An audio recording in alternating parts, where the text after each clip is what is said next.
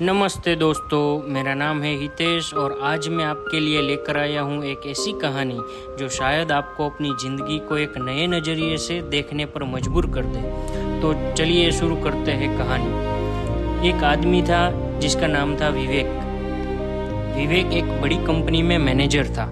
अच्छी सैलरी थी, शानदार घर था, अच्छी कार थी, सब कुछ था उसके पास। लेकिन उसके पास समय नहीं था, ना अपने बच्चों के लिए, ना अपने माता पिता के लिए और ना ही खुद के लिए।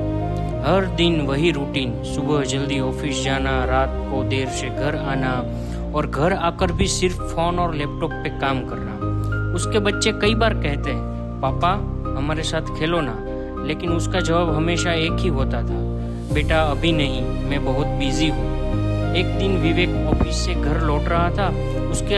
अचानक उसके साथ एक एक्सीडेंट हो गया। जब उसकी आंख खोली तो उसने खुद को एक अजीब सी जगह पर पाया। सामने एक बूढ़ा आदमी खड़ा था। विवेक ने उस बूढ़े आदमी से पूछा, आप कौन हैं? बूढ़ा आदमी मुस्कुराया और बोला, मैं समय हूँ। विवेक घबरा गया, क्या अब मैं मर गया हूँ? समय बोला, नहीं अभी नहीं, लेकिन तुम्हारे पास सिर्फ 24 घंटे हैं। इन 24 घंटों में तुम अपनी जिंदगी के जो भी अधूरे काम हैं उन्हें पूरा कर सकते हो।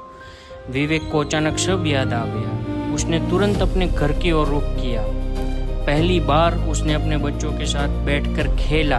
उसकी हंसी सुनकर उसकी आंखों में आंसू आ गए। फिर वो अपने माता पिता के पास गया, उसके पास बैठा, उसका हाथ पकड़ा और बोला, मुझे माफ़ कर दीजिए, मैं आपके लिए कभी समय नहीं निकाल पाया। उस रात उसने अपनी पत्नी के साथ बैठकर दिल से बातें की, बिना फ़ोन, बिना किसी डिस्ट्रैक्शन के। धीरे धीरे वो 24 घंटे खत्म होने लगे। विवेक को याद आया कि उसको समय के पास जाना है। विवेक फिर उसी जगह पहुंचा जहां समय उसका इंतजार कर रहा था। समय ने पूछा, तो विवेक क्या अब तुम तैयार हो? विवेक की आंखों में आंसू थे। उसने कहा, नहीं, मैं पहली बार सच में जीना शुरू किया था। समय मुस्कुराया और बोला, यही तो तुम्हारी गलती थी विवेक, तुम्हें जीने के लिए मरने का इंतजार नहीं करना चाहिए था। फिर अचानक विवेक की आंख खुलती है और वो हॉस्पिटल में था। डॉक्टर बोले, विवेक आप बहुत भाग्यशाली है, आप बच गए। विवेक मुस्कुराया, इस बार सिर्फ बचने के लिए नहीं, बल्कि सही तरीके से जीने के लिए। दोस्तों, हम सब ऐसे ही जी रहे हैं जैसे हमारे पास अनगिनत समय है, लेकिन सच्चाई तो यह है कि हमारे पास सिर्फ आज है।